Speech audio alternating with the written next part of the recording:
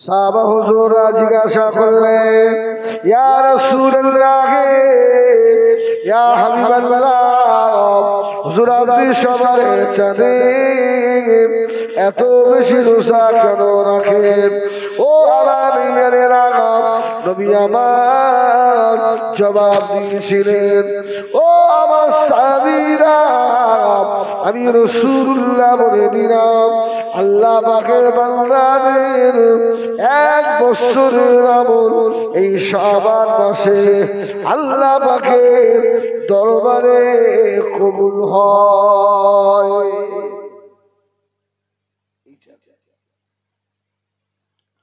ও সাহাবীরা, বাবারা বাবারা, শুনে রাখো, আমি রাসূলুল্লাহ চাই আমার আমলগুলো আল্লাহ পাকের দরবারে যেন রোজা হালতে কবুল হয়। যদি বলে এই শাবান,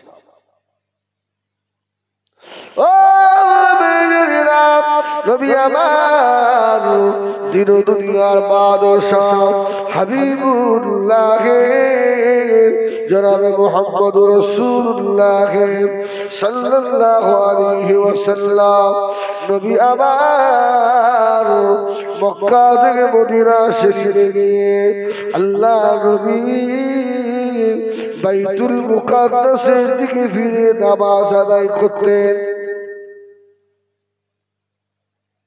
আমাদের প্রথম কিবলা কোনটা?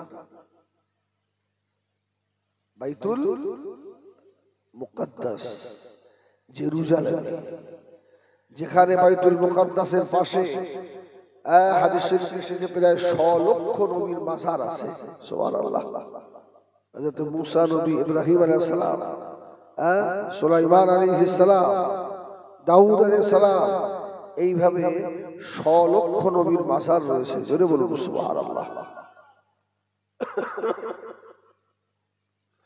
ও মেয়েরা, নবী আমার বাইতুল মুকাদ্দাসের দিকে গিয়ে আল্লাহ নবী নামাজ আদায় করতেন।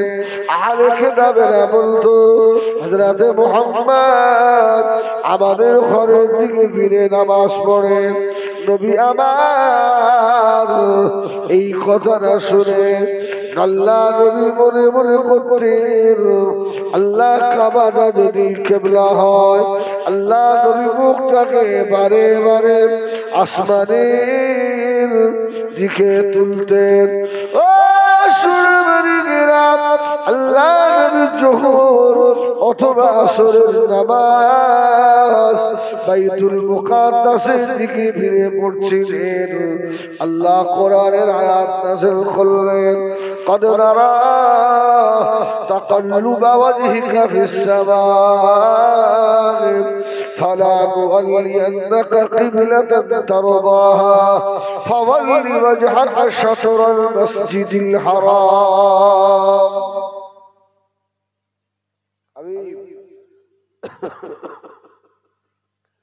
আমি আপনাকে দেখছি, আপনি বারবার আসমানের দিকে ঘুরছেন। সুবহানাল্লাহ বলেন। ওয়াজহিকা ফিস সামা, আপনার চেহারাটা উপরের দিকে করছে। আমি আল্লাহ এখনই কিবলাকে পরিবর্তন করে দিলাম, বাইতুল মুকাদ্দাস থেকে বাইতুল্লাহর দিকে করে নেন। যদি বলুন সুবহানাল্লাহ। সেটাও হয়েছিল এই মাহে শাবানে। যদি বলুন সুবহানাল্লাহ। ও আমার মেয়েরা, নবী আমার মদিনা মসজিদে নববী শরীফে বসা হযরত জিবরাইল আমিন আলাইহিস সালাম চলে এলেন। ইয়া রাসূলুল্লাহ, ইয়া হাবিবাল্লাহ, আল্লাহ কোরআনের আয়াত নাযিল করে দিয়েছেন, ইন্নাল্লাহ ওয়া মালাইকাতাহু ইউসাল্লুনা আলান নবী। সুবহানাল্লাহ। রাসূলের উপরে দরুদের আয়াত সেটাও নাযিল হয়েছে এই মাহে শাবানে। জোরে বলুন সুবহানাল্লাহ। ও মেয়েরা, নবী আমার अम्मा जान हजरत आयशा सिद्दीक़ा রাদিয়াল্লাহু তাআলা আনহা মুআহজরা শরীফ আল্লাহ নবী শুয়ে আছেন আল্লাহ নবীর পাক বিবি আমাদের আম্মা জান হযরত আয়েশা সিদ্দীকা রাদিয়াল্লাহু তাআলা আনহা আল্লাহ নবীর পাশে শুয়ে আছেন নবী আবার গভীর রাত্রিরে আম্মা জানের পাশ থেকে আস্তে আস্তে উঠে পড়লেন আম্মা জানের ঘুম ভেঙে গেল আম্মা জান কোনো কথা বলে না আল্লাহ নবীকে চুপি চুপি দেখতে লাগলেন রাসূলুল্লাহ আমার পাশ থেকে উঠে গেলেন অন্য কোনো বুবুদের ঘরে যাবে নাকি সতীনের ঘর হলে হয় না হয় না স্বামীকে নিয়ে টানাটানি হয় না আমাকে ভালোবাসে না ওকে বেশি বাসে হয় না হয় না আর এটা হয়ও তাই হয়ও তাই সমাধান চুপ করে আছে আল্লাহ নবী আস্তে আস্তে উঠে গিয়ে ও মেয়েরা হযরত শরীফের দরওয়াজা আস্তে আস্তে খুলছেন আমার আয়েশার জন্য ঘুমনা ভেঙে যায় আল্লাহ নবী দরওয়াজা খুলে জুতা মুবারক পায়ে দিচ্ছেন আস্তে আস্তে আমার আয়েশার ঘুম যেন না ভেঙে যায় নবী আমার দরওয়াজা বন্ধ করে দিয়ে মদিনার কর্মস্থান জান্নাতুল বাকির দিকে রওনা হলেন আম্মা জান উঠে পড়ে ছুটে ছুটে গিয়ে আল্লাহ নবীর পিছনে দাঁড়িয়েছেন আল্লাহ নবী দোয়া করছেন ও আমার ভাইয়েরা যে কবরস্থানে আল্লাহ নবীর 10 লক্ষেরও বেশি সাহাবীরা শুয়ে রয়েছে যে বলুন সুবহানাল্লাহ এখানে হাজী সাহেব কেউ আছে কেউ নেই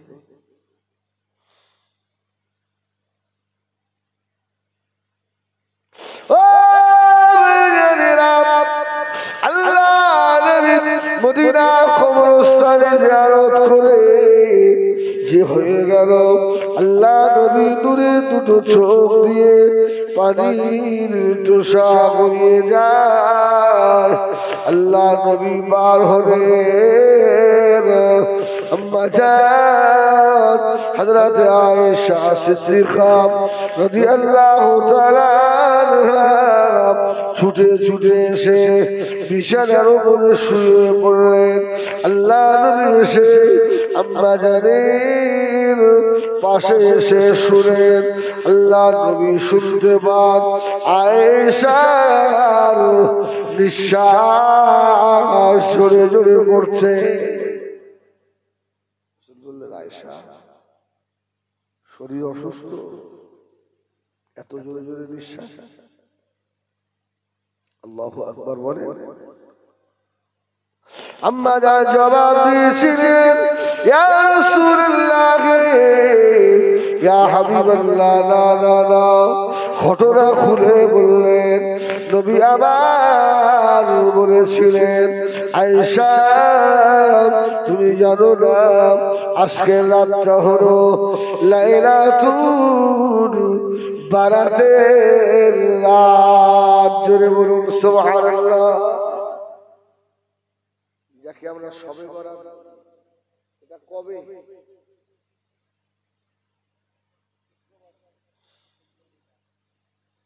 শুক্রবার দিন বৃহস্পতিবার দিবাগত রাত দিন গিয়ে যে রাতটা পড়বে আমাদের দিন আগে না রাত আগে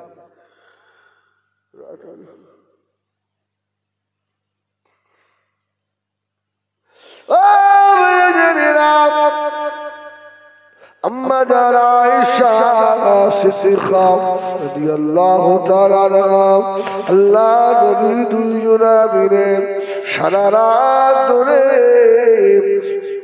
আল্লাহ পাকের ইবাদতে মশগুল হয়ে গেলেন। আল্লাহ রাসূল বলেছেন, আয়েশা এই রাতে আল্লাহ প্রথম আসমানে নেমে আসে আর রহমতের হাত বাড়িয়ে দেয়। সুবহানাল্লাহ। ও চিরদিনের দুনিয়ার মানায় আব্বা নাই, ভুলে যেও না, ভুলে যেও না, বেটা বেটিরা ভুলে যেও না। এই রাতগুলোতে হাওড়া হুগলির মানুষের ছেলেরা এত হই হই করে ঘুরে। ঠিক বললাম না ভুল বললাম? আমি তো ছয়বার জলসায় আসি, এদের যেন ঈদ হয়। ঠিক না ভুল বলে? দেখতে ভালো লাগে। সারা রাত হাই রোদে হো হা হো হা। এরা কখন নামাজ পড়ে? শুধু গুটখা খায় আর দৌড়ায়।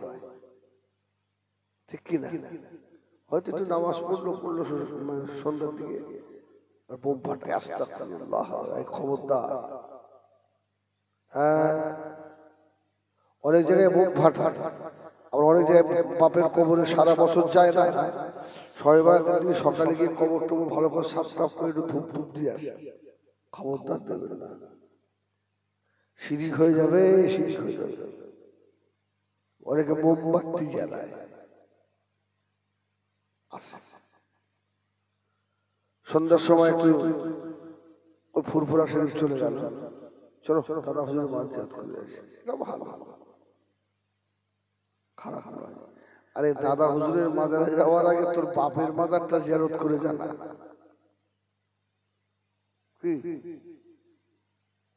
দাদা হুজুরের দোয়ার থেকে তোর বাপের দোয়া বেশি কবুল হবে। এই দেখো, এই তো ফুরফুরার বিরোধী। আমার ভাই কি বললেন? ভাইও কালিমুল্লাহ হুজুরের মুরিদ, আমিও তো তাই। আমি কি ফুরফুরার এমটি? বড় বড় মাছগুলো পিসাবদের না খাইয়ে তোর বাপরে খাওয়া, তোর চরম মুখিনী মাকে খাওয়া। ও ছেলেরা ভুলে যেও না, এই রাতগুলোতে আব্বা মায়ের কবরে দাঁড়িয়ে দাঁড়াও।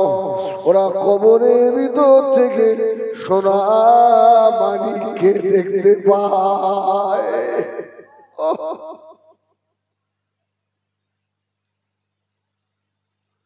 কবরের ভিতর থেকে দেখে, তোমার জন্য দোয়া করে।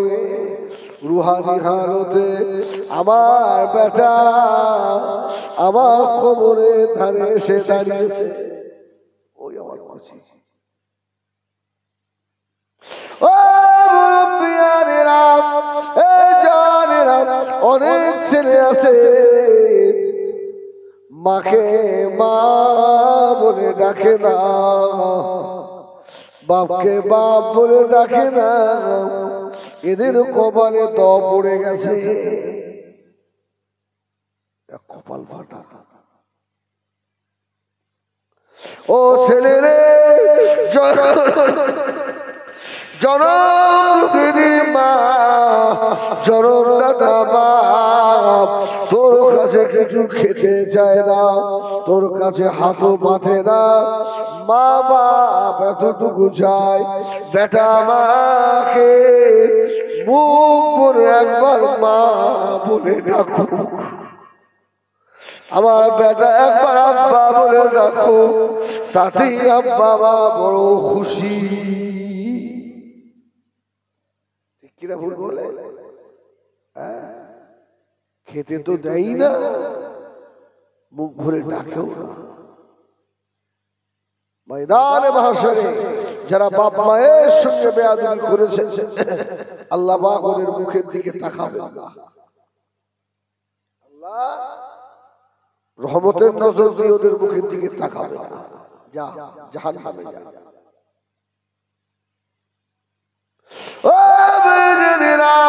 সোনা মানিকেরা, এই রাতগুলো বড় নিয়ামতের রাত বাবা। বাবা মায়ের খবর জিয়ারত করুন, দাদা দাদি নানা দাদি মুরব্বীদের কবর জিয়ারত করেন, চোখের পানিতে মুখ ভাসিয়ে দেন, নিজের জীবনের গুনার কথা মনে করে। ও হাওড়া জেলা এলাকার সোনারা, এই সবে বেড়াতে রাতে বান্দার 1 বছরের বাজে পেশ হয়। একটা বছর কিভাবে যাবে, কি খাবে না খাবে, কোন দিন মরবে, এর হায়াত ছোট হবে না লম্বা হবে, এই রাত্রি বাজেট হয়।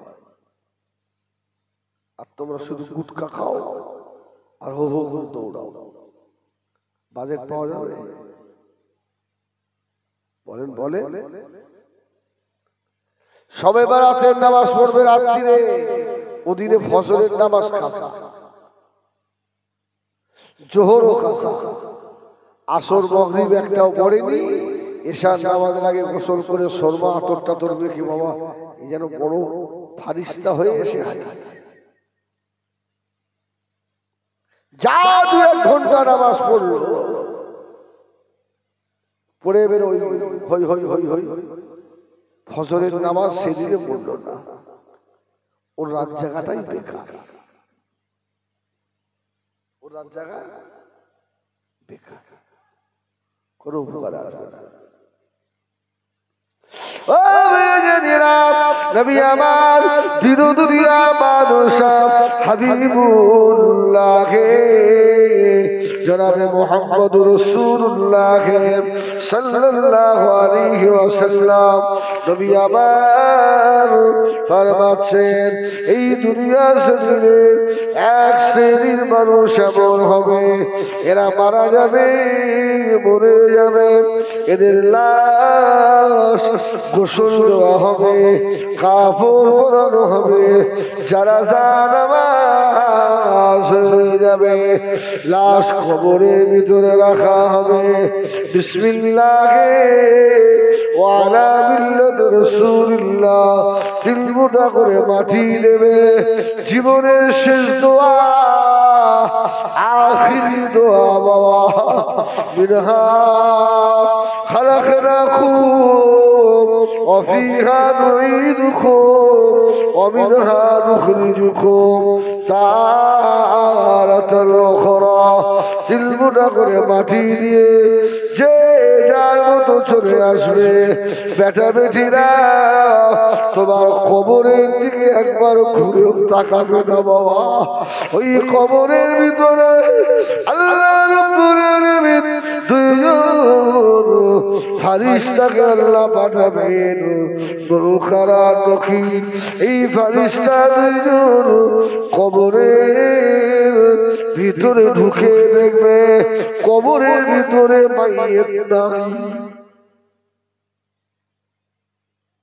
লাশ কবরে। এবার কি হবে? ওই সময় মুনকার আর নাকির আল্লাহ পাকের দরবারে আরজু করবেন, আল্লাহ পাক কবরে এরা মাইয়েত নাই। আল্লাহ বলবেন কবরের ভিতরে একটু ভালো করে দেখো,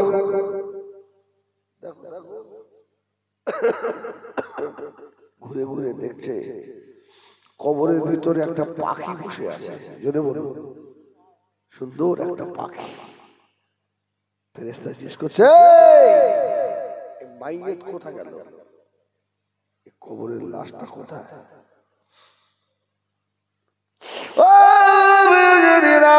পাখি ওই সময় জবাব দেবে, আল্লাহ পাকের ফেরেশতা আল্লাহর নেক বান্দার লাশটাকে আমি আমার ডানার নিচে লুকিয়ে রেখেছি। জোরে বলুন সুবহান, আর একটু জোরে বলুন সুবহানাল্লাহ।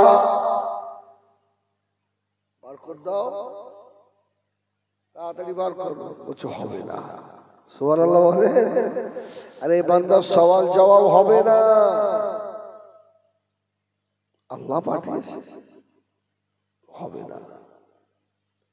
আল্লাহ পাকের ফেরেশতা শুনে রাখেন, আমরা দুনিয়ার কোনো পাখি নই, আমরা হলাম আল্লাহ পাকের নেক বান্দা, জীবনের নেক আমাল।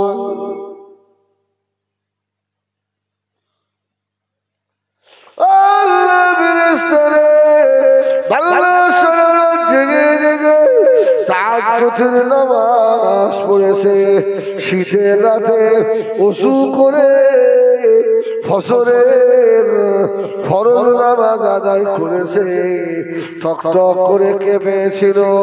ওরে আল্লাহ ফেরেশতা, আল্লাহ বান্দা দুনিয়ায় ঘুম হয় না, আজকে আল্লাহ অর্ডার করবেন, ও আমার বান্দা খাবার, আমার বান্দাকে আমি আল্লাহ কবরের ভিতরে ঘুম পাড়াবো, আমার বান্দার এক ঘুমে কিয়ামত হয়ে যাবে।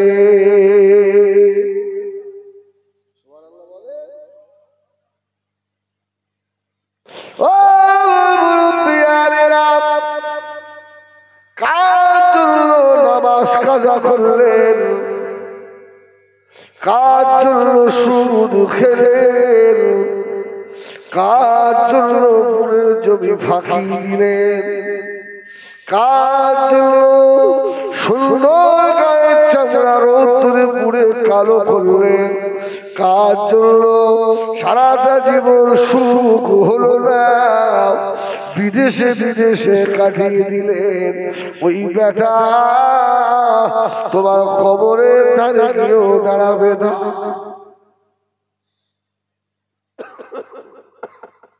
তাই বলে সব ছেলে ভালো আছে না? ভালো ছেলে আছে, আব্বা মায়ের কবর জিয়ারত করে, তবে সব থেকে বড় কষ্ট হলো আজকে এমন ছেলে দুনিয়ায় রেখে গেলেন, আপনার ইন্তেকালের পরে আপনার যখন গোসল দেওয়া হবে মোর্দাকে কুলুক দিতে হয় না? হয় মেয়ে হোক আর ছেলে হোক, কুলুক বোঝেন তো? হ্যাঁ, কুলুক দিতে হয়। এই কুলুকটা কে দেবে? ছেলে জানে?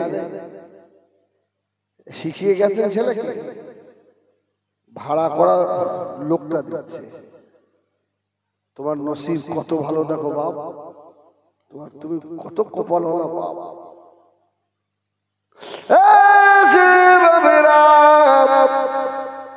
তোমার জানাজা নামাজের শুরু হবে, ওই জানাজার সময় তুমি এমন বেটা রেখে গেলে, ওই বেটা জানাজা নামাজের নিয়ে তো জানে না, ইমামের মুখের দিকে তাকিয়ে থাকে।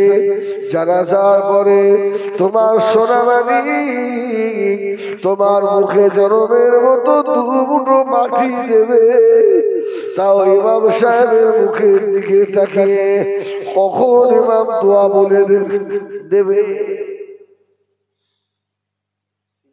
ভুল বললাম? বলে আপনাদের দিকে ইমাম সাহেব দোয়া বলে দেয় না? যদি একটু ইমাম সাহেব চিপ শুকিয়ে যাচ্ছে, ঢোক দিলে কি হলো? বাবা রে, ৫,০০০ টাকা পাইনি, হ্যাঁ আমার গলা কণ্ঠনালী শুকিয়ে যাচ্ছে, ছাড়ে না, আছে না? এই জন্য বলবো, দুনিয়াতে যাওয়ার আগে নেক বেটা দুনিয়ায় রেখে যান, যে বেটা আপনার মৌতের সময় পাশে বসে বসে কলেমা শোনাবে, বেটা তওবা পড়াবে, বেটা বাপের পাশে বসে সূরা ইয়াসিন শরীফ শোনাবে। আল্লাহ নবী বাবাচ্ছেন, কোন মুমূর্ষ ব্যক্তির পাশে বসে যদি ইয়াসিন শরীফ তেলাওয়াত করা হয়, আল্লাহ পাক তার কোরআনের সূরা ইয়াসিনের খাতিরে ওই ব্যক্তির আযাবুল মউতকে আল্লাহ আসান করে দেয়।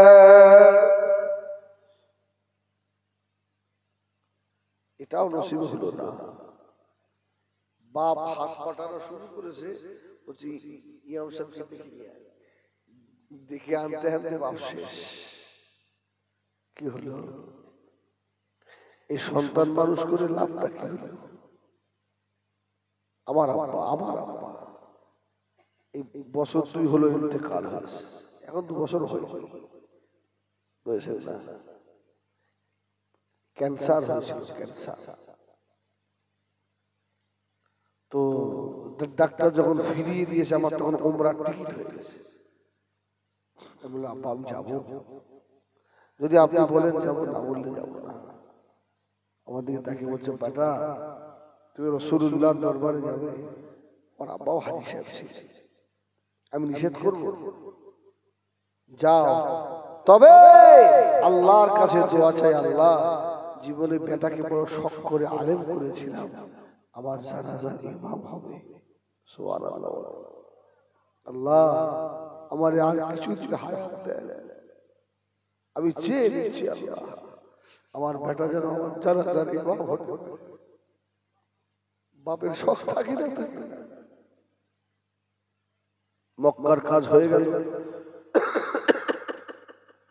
মদিনা শরীফে 10টা 11টার দিকে আব্বা ফোন করেছে, আব্বা আর হচ্ছে না।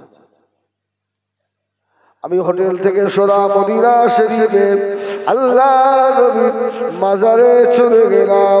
মসজিদে নববী শরীফে 2 রাকাত নামাজ পড়ে আল্লাহ নবীর মাজারে দাঁড়িয়ে 2 হাত তুললাম। আল্লাহ পাক তোমার হাবিবের খাতিরে আমার আব্বা জানের আর কয়েকটা দিন হায়াত দেন আল্লাহ, আমি চেয়ে নিচ্ছি আল্লাহ। কেননা বাপের বড় শখ তার আলেম বেটা জানাজার ইমাম হবে। আল্লাহ হায়াত দিলেন, বাড়ি চলে এলাম। মৃত্যুর 2 দিন আগে কি 1 দিন আগে হবে, বলছে আব্বা আমার জন্য কি দোয়া করছেন? সুবহানাল্লাহ বলেন। আমি জানি একদিকে অসুস্থ মানুষ আর একদিকে আমার বাপ, কি দোয়া করলেই তো কবুল হয়ে যাবে। সুবহানাল্লাহ। আমার জন্য কি দোয়া চাচ্ছেন আব্বা? আমাদেরকে তাকিয়ে বলছে, তুমি আমার বড় বেটা। আমি দোয়া করছি আল্লাহ আমার হিজবুল্লাহকে ওলি না করে যেন মৃত্যু না দেয়। থেকে বড় দোয়া আছে।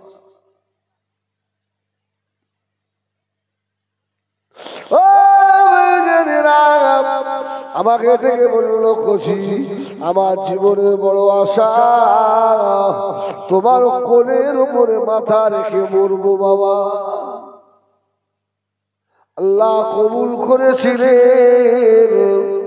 আব্বা মাতা আমার কোলের উপরে, আমার আরো 2 ভাই হাফেজ সাহেব, 3 ভাই মিলে সূরা ইয়াসিন শোনাতে লাগলাম। কচি বাচ্চার মতো কোলের উপরে ঘুমিয়ে গেল।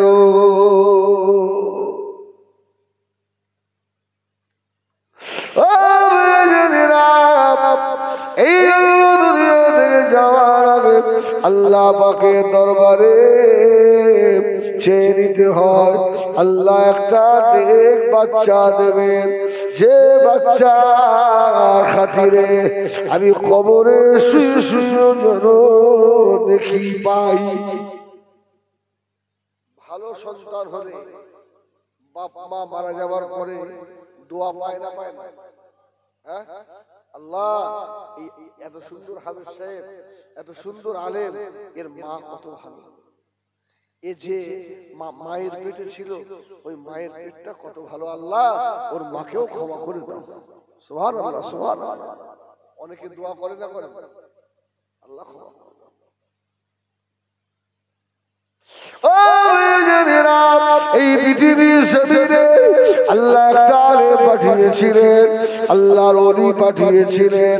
ওই ওলিটা নাম হলো হযরত আমির বিন আনাস রাহমাতুল্লাহ আলাইহি। হুজুর আমার জীবনে নামাজ কাজা করে না। আল্লাহর ওলি হযরত আমির বিন আনাস নিয়ত করলেন, আল্লাহ আমার ওরসে আমার বিবির পেটে এমন একটা বাচ্চা দেবেন আল্লাহ, ওই বাচ্চা যেন জগতের বড় আলেম হয়। আল্লাহ যেন বড় আলেম হয়। আর আমাদের বিবিদের পেটে বাচ্চা আসার আগেই নিয়ত করছে কোন স্কুলে দিবি, কোন ইংলিশ মিডিয়ামে দেবে, আসে না আসে না। বাচ্চাদের সব টাটা দেওয়া শেখায়, আসে না। গত দুদিন আগে আমাদের মধ্যম গ্রামের পাশে, গ্রামটার নাম হলো ফতুল্লা, ফতুল্লা জলসায় গেলাম। ছোট্ট একটা মেয়ে জানে সে হাতটা বাড়িয়ে দিয়ে বলছে আসসালামু আলাইকুম। সুবহানাল্লাহ। আমার কলিজা ঠান্ডা, শুধু সালাম নয়, বলছো আগফিরুল্লাহু লানা ওয়া লাকুম। আমি মেয়েটাকে দিয়ে বুকের সঙ্গে জড়িয়ে দিয়েছি। এর বাপ মা কত ভালো, কি সুন্দর শিক্ষা বাচ্চাটাকে দিয়েছে। এবার 100 টাকা দিলাম, মা তুমি যা সালাম দিয়েছো 80 বছরের মুরব্বি পারবে না।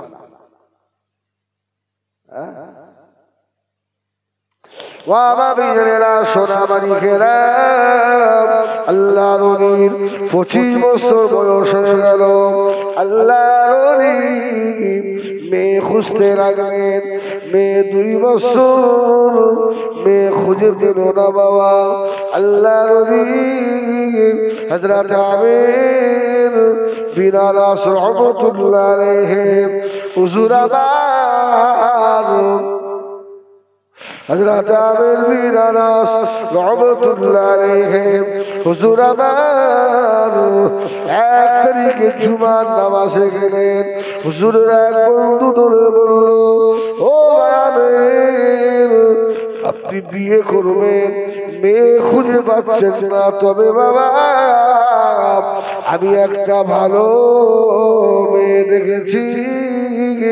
মেয়েটা আল্লাহ পাকের আবেদা শাহিদা সালেহা আল্লাহ নেক বান্দি।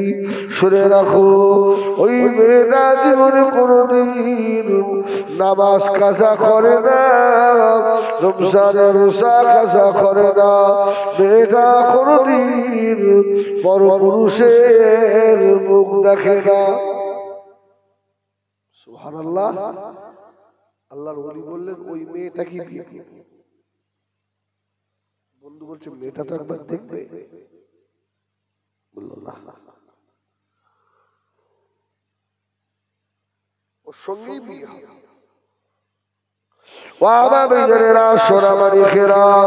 বিবাহ শাদী হয়ে গেল। বিবাহ হয়ে যাওয়ার পরে বাসর রাতে গিয়ে বিবি সাহেবা যেই না হিসাবটা নিকাব খুললেন, আল্লাহর ওলি অবাক হয়ে গিয়েছে। আল্লাহ পাক এত খারাপ দেখতে মেয়েটাকে নিয়ে কিভাবে সংসার করব? আল্লাহর ওলি আস্তে আস্তে বাসর ঘর থেকে ছুটে পালিয়ে যেতে লাগলেন। আল্লাহর ওলির বিবি একটু আগে গিয়ে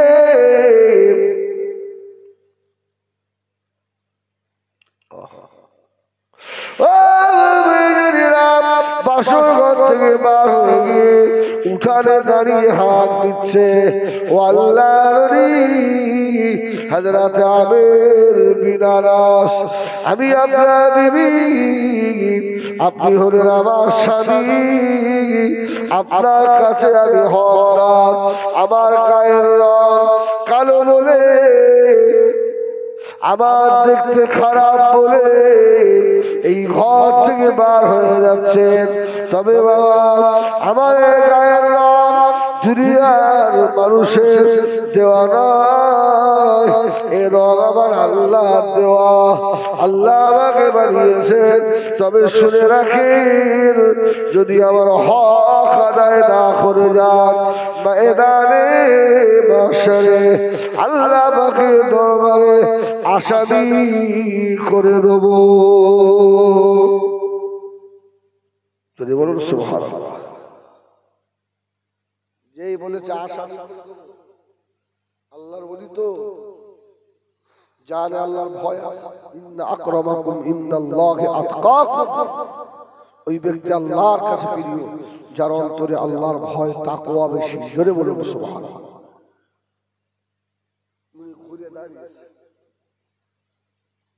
তুমি ওই দিনের দাবি দিলে ও আল্লাহ নবী বাসর ঘরে চলে গেলেন। বিবির সঙ্গে সারা রাত গল্প হলো, মোলাকাত মুআনাকাও হয়ে গেল।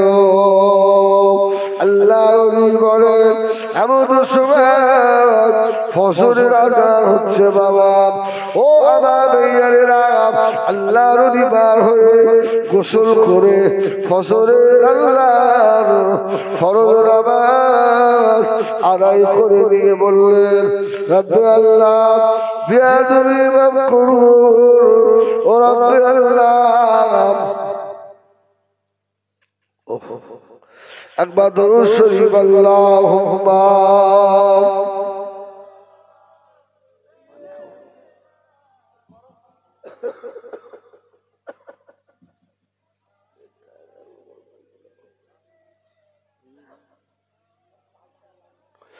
ও আরাবিয়েরা সুরাবারি কিরাম, আল্লাহ নবী বার হয়ে গিয়েছে।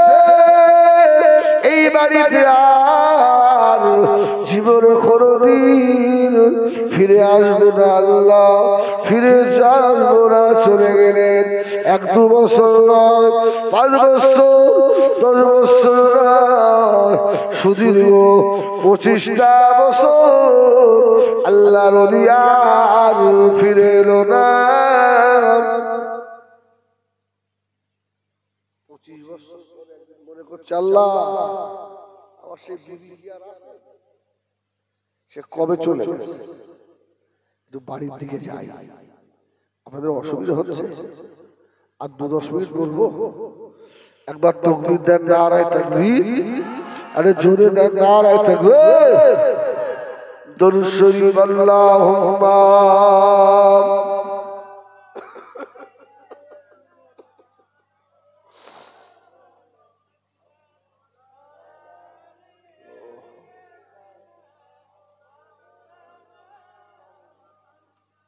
हुजूर को जो भूल गए रोज क़यामत, क्यों कर उसे हासिल हो अल्लाह की रहमत।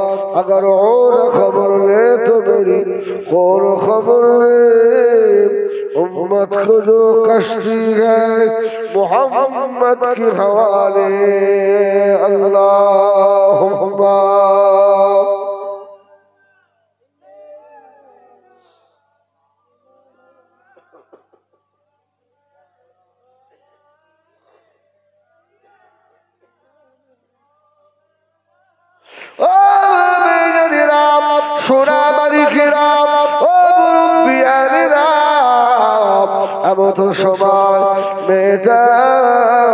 আল্লাহর নবী ফিরে চলে গেলেন। 25 বছর পরে ফিরে আসছে। এলাকার জামা মসজিদে জুমার নামাজের জন্য ঢুকেছে। নামাজ পড়তে ঢুকে দেখছি মসজিদের ইমাম সাহেব এত বড় আলেম আর এত সুন্দর বয়ান করছে। আল্লাহর নবী মসজিদের পিলিয়ারে হেলান দিয়ে কাঁদতে লাগলেন, আল্লাহ পাক আমি যদি আমার বিবিকে ছেড়ে চলে না যেতাম, তাহলে আমার ওরস থেকে আমার বিবির পেটে আল্লাহ এত বড় আলেম পাঠাতো। সুবহানাল্লাহ। আমি রাগ করে চলে গেলাম, আল্লাহ এই নিয়ামত থেকে আমি মাহরুম। এই ময়দানে মাহশারে আল্লাহ ডাক্তারের বাপকে ডাকবে না, এই ডাক্তার সাহেবের বাপ এদিকে এসো। মাস্টারের বাপকে আল্লাহ এইভাবে ডাকবে না, ইঞ্জিনিয়ারের বাপকে আল্লাহ ডাকবে না, আল্লাহ হাফেজের কোরআনের বাপকে ডাকবে, এই হাফেজ সাহেবের বাপ এদিকে এসো, জোরে বলুন সুবহানাল্লাহ। এই আলেমের বাপ এদিকে এসো। জন্য বলি বাবা, অন্তত একটা বেটাকে মানুষের মতো মানুষ করে রেখে যান। জুম্মার নামাজ হয়ে গেল,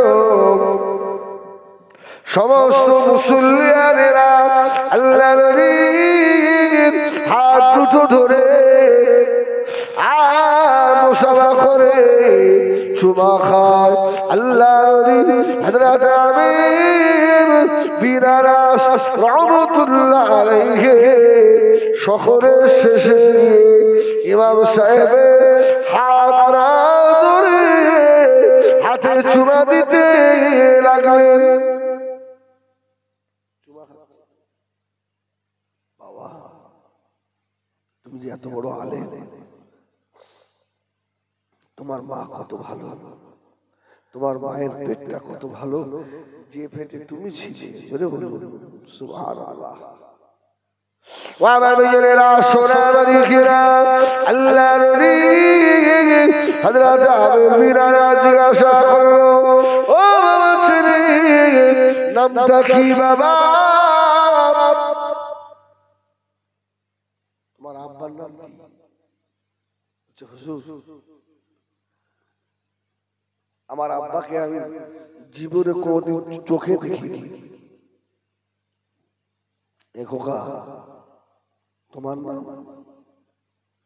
ওই সময় আল্লাহর নবী চার ইমামের এক ইমাম ইমামে মালিক ওই সময় বলেছিলেন, আল্লাহ পাক আমাকে জগতের মাযহাবের চার ইমামের ভিতরে আল্লাহ আমাকে একজন বানিয়েছেন, আমার নাম হলো হযরত ইমামে মালিক। জোরে বলুন সুবহানাল্লাহ।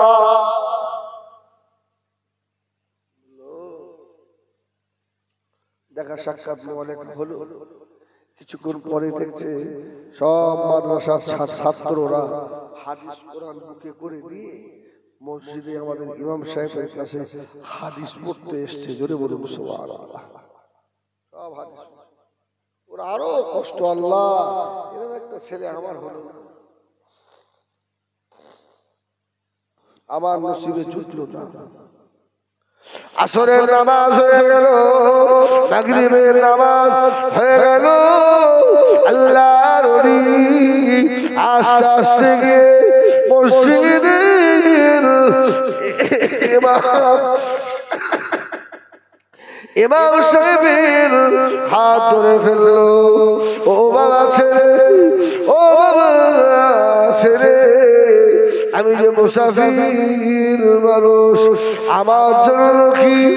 ও বাবা ছেলে, আমি যে মুসাফির, রাত্রিরে কোথায় থাকবো বাবা, আমাকে একটু থাকার জায়গা দেবে। থাকতে দিতে পারি, তবে আমার একটা শর্ত, আমার মায়ের বিনা পারমিশন হবে না। যদি বলবেন না, আমার মা না বললে হবে না। মুসাফির বললো ঠিক আছে, তো চলো তোমার সঙ্গে যাই, মা বললে থাকতে দেবে, না হলে আমাকে বার করে দেবে। ওই চলে আসো, অসুবিধা চলে।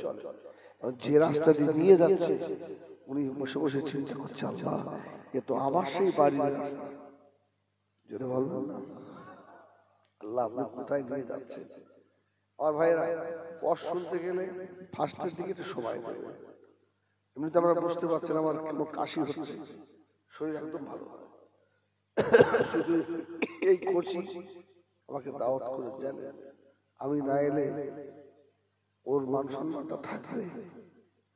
এমনি তো আমাদের জোনাই দিল না, আবার যদি আমি ডুব মারি, আর এমনি তো 24 পরগনা আলেমদের দোষ নয়। তবে শোনে, দোষ হলেও 24 পরগনায় আল্লাহ বসিরাটি আল্লাহ আমাকে শুকিয়ে রেখেছে।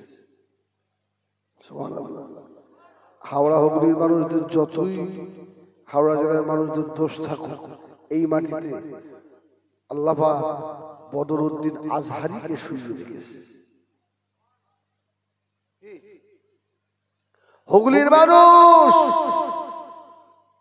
ওই মাটিতে আল্লাহ মুজাদ্দিদ জামান দাদা হুজুরকে রেখেছে। একটা নিয়ামত আল্লাহ পাক। আমার ভাইয়েরা সোনামণি কিরা, ও জানিরা কার করে শোনো বাবা, আল্লাহ নবী বাড়িতে চলে গেল, বাড়ির সম্মুখে দাঁড় করিয়েছে। হযরত আমির বিন আনাস বলেন, আমি বুঝতে পারলাম রব্বে আল্লাহ 25 বছর পরে আমার বাড়ির সম্মুখে আমাকে নিয়ে এসেছেন। জোরে বলুন সুবহানাল্লাহ।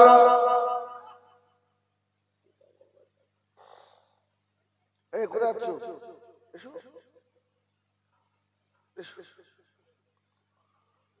আল্লাহ কোথায় নিয়ে যাচ্ছে? ইমাম মালিক বলল, মুসাফির একটু দাঁড়ান, আমার মাকে একটু জিজ্ঞাসা করে আসি। যদি বলুন সুবহানাল্লাহ। মেয়েদের বলি, মায়েরা তোমাদের ইজ্জত অনেক বেশি, তোমরা ইচ্ছা করলে তোমাদের পেট থেকে এখনো বদরউদ্দিন আজহারির মতো আল্লাহর ওলি এখনো আসতে পারে। সুবহানাল্লাহ বলে। তোমরা ভালো হয়ে যাও মা, ভালো হও। আল্লাহর ওলি চার ইমামের এক ইমাম হযরত ইমাম মালিক রাহমাতুল্লাহ আলাইহি ঘরে চলে গেলেন। আম্মা জানকে জিজ্ঞাসা করলেন, ও আম্মা জান, আমাদের ঘরের দরজায় মুসাফির এসেছে মা। আল্লাহর ওলি হযরত ইমাম মালিক আম্মা জান ওই সময় বলেছিল, ও বাবা ছেলে, মুসাফিরকে ফিরিয়ে দেওয়া যাবে না, কেননা মুসাফিরের দোয়া আল্লাহ দরবারে কবুল হয়। আমি যে এসছি, আমি এখন মুসাফির। আপনাদের জামাই যেখান থেকে এসছে ও লোক কিন্তু এখন মুসাফির। দোয়া করলেই কবুল হবে। ইমাম মালিকের মা বললেন, বাবা মুসাফিরকে নিয়ে এসো। ঘরে এনে বসিয়েছে। মুসাফির আমির বিন আনাস তো ভেবে নিয়েছে, আরে এ তো সে আমারই বাড়ি। ধরে বলুন সুবহানাল্লাহ। কত আওয়াজ। ঘরের মধ্যে ঢুকে বলছে, ছেলে, তোমাকে যে মা পেটে রেখেছিল ওই মাকে একটু দেখবো, কথা হচ্ছে। আর ইমাম মালিক রাহমাতুল্লাহ আলাইহির মা দরজার পাশে দাঁড়িয়ে দাঁড়িয়ে শুনছে আর ভাবছে, আল্লাহ এই যে গলার আওয়াজ, এ তো সে বাসর রাতের আওয়াজ। যদি বলবেন না সুবহানাল্লাহ। হ্যাঁ, মোলাকাত মুআনাকা হলো। আমির বিন আনাস জিজ্ঞাসা করছে, এই বাচ্চাটা কার ওরস? বলছে, হুজুর সেই বাসর রাতে যে মিলন হয়েছিল, আল্লাহ সেই মিলনে পৃথিবীতে এত বড় আলেম পাঠিয়েছে। যদি বলুন সুবহানাল্লাহ। এই জন্য বাবা, নেক সন্তান দুনিয়ায় রেখে গেলে কবরে শুয়ে পাওয়া যায়, আর চোর রেখে গেলে কবরে শুয়েও গালাগালি শুনতে হয়। কি ডাকাত রেখে গেলে, চিটিংবাজ রেখে গেলে, আর নেতা রেখে গেলে, নেতা শুনতে হবে। আমি সন্ধ্যাবেলা যেখানে সভা করছিলাম ওখানেও বলছিলাম, জীবনে তওবা করেন, আল্লাহ যেন জীবনে নেতা না করে। গরিব হয়ে থাকে, একবেলা খাই একবেলা না খাই, আল্লাহ আমার আখিরাত যেন বরবাদ না হয়ে যায়। আল্লাহ ভরবার না হয়। আমার ভাইরা শরীর অসুস্থ, আল্লাহ যদি সময় দেয় আবার দেখা হবে। আর কাল যদি কেউ ওই কাটরা